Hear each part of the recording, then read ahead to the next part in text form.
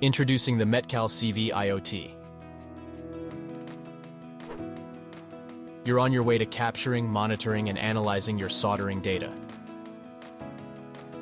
Your box includes CV-IOT, USB cable, micro USB 2.0 power cable, USB splitter, power connector. Setting up your system is easy. Connect your CV-IOT to your network via Ethernet and power with the micro USB 2.0 cable. Then plug the USB cable into the Metcal CV soldering station. Use the provided USB splitter for connecting a barcode scanner. Metcal, enabling Industry 4.0 with CV-IOT connectivity.